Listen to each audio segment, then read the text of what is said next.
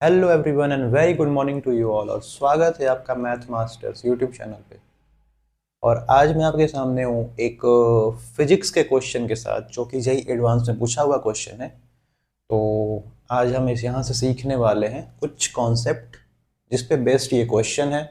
और जिन्होंने पढ़ा हुआ ये चैप्टर वो रिवाइज कर सकते हैं, क्वेश्चन को सॉल्व करके ट्राई कर सकते हैं कि उनसे ये क्वेश्चन हो रहा है कि नहीं हो रहा है, और कॉन्सेप्ट को रिवाइज कर सकते हैं। Once again, the motive is not to make you do the problem of JEE Advanced or JEE Mains, but to make you learn something out of it, make you revise the concept, uh, which I'm going to discuss here. So, start करते हैं ज़्यादा बात ना करते हुए। सबसे पहले मैं साइड हटता हूँ।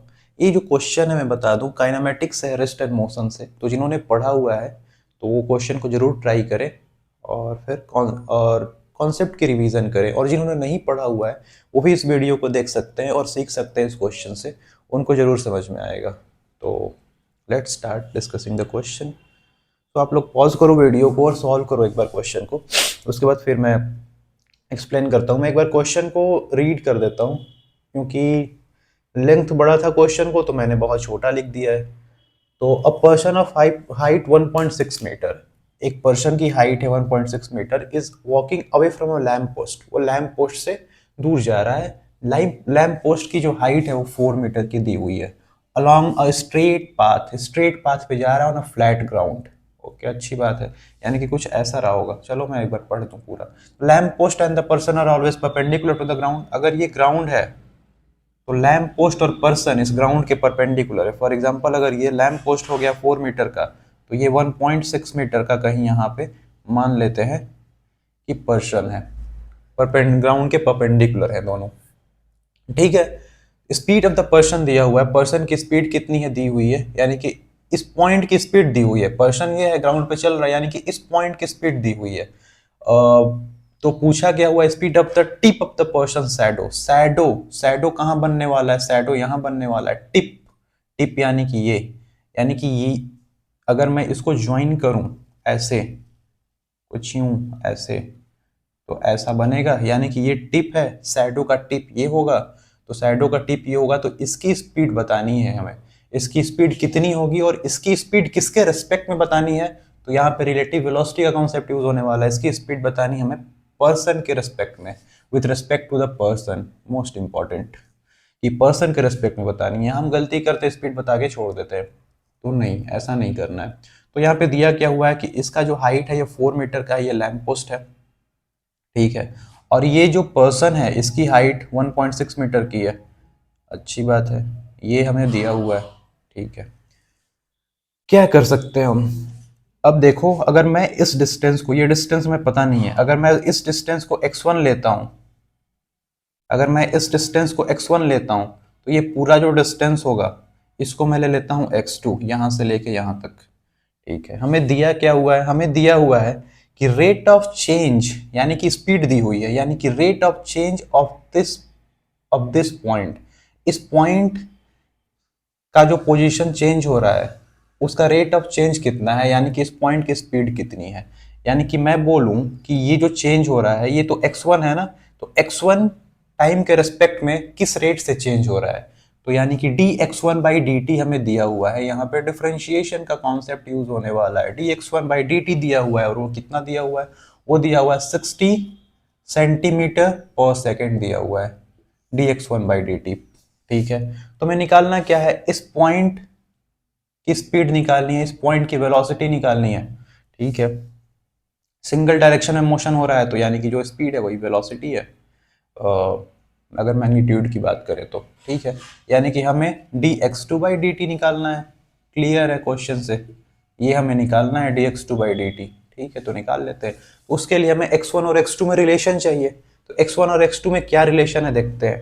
तो यहाँ पे आप लोग सिमिलर ट्रायंगल लगा सकते हो, क्योंकि ये एंगल जो है इस वाले ट्रायंगल में, अगर मैं इसका नाम दे दूं A B C D E, तो ये वाला जो ट्रायंगल है बी डी ई इसमें और ए बी सी इसमें, ये एंगल दोनों में कॉमन है। और ये एंगल और ये एंगल इसके इक्वल हो जाएगा, करस्पॉन्डिंग एंगल, क्योंकि ये दोनों परपेंडिकुलर है यानी कि पैरेलल है।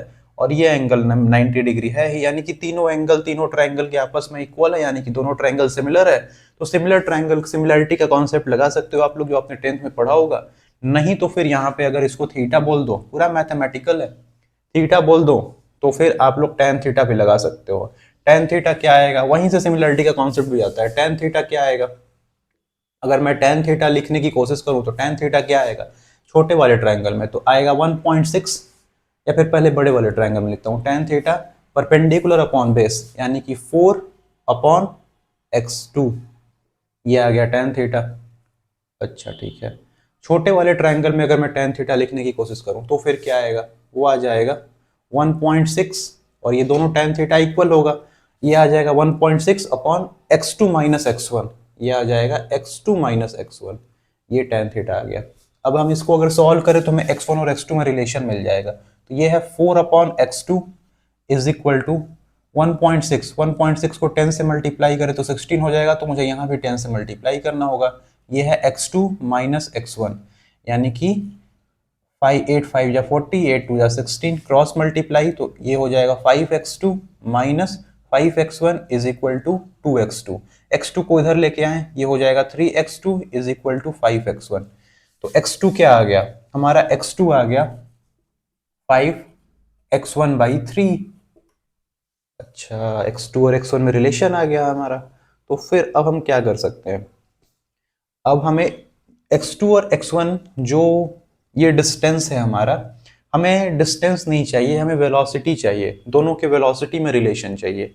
ठीक है, तो इसको डिफरेंशिएट कर दो आप लोग, dx1 बाई डी टी इसकी वेलोसिटी है, dx2 बाई डी टी इसकी वेलोसिटी है, इस पॉइंट की वेलोसिटी है। तो फिर इसको डिफरेंशिएट कर देंगे तो वेलोसिटी में पहुंच जाएंगे हम लोग। तो डिफरेंशिएट कर देते हैं, तो ये डी टी के टाइम के रेस्पेक्ट में अगर डिफरेंशिएट करें तो dx2 by D T is equal to 5/3 dx1 by D T हो जाएगा, यानी कि ये तो हमें दिया हुआ है ना dx1 बाई डी टी 60, तो 5/3 इंटू 60, 3 2 जा 6, यानी कि ये आ गया 100 सेंटीमीटर पर सेकेंड। किसकी वेलोसिटी आ गई, इस पॉइंट की वेलोसिटी आ गई, किसके रेस्पेक्ट में, ग्राउंड के रेस्पेक्ट में आई हुई है पॉइंट बी की वेलोसिटी। यानी कि अगर मैं इसको हटाऊं थोड़ा सा, अगर मैं इस फिगर को हटाऊं ताकि मैं लिख पाऊं कुछ और,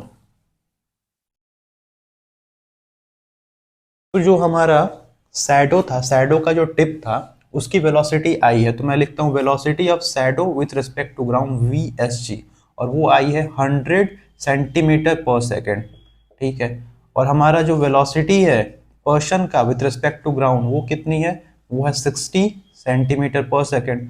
तो हमारा वेलोसिटी निकालना है शैडो का विथ रिस्पेक्ट टू पर्सन, ये कितनी होगी, तो सिंपल है, VSP कितना होगा, VSG माइनस VPG, यानी कि velocity of shadow with respect to ground minus velocity of person with respect to ground, और ये है कितना 100 माइनस 60, यानी कि 40 centimetre per second is our required answer of this problem. तो पूछा हुआ है कितनी होगी, तो 40 centimetre per second person shadow की स्पीड होगी with respect to that of the person.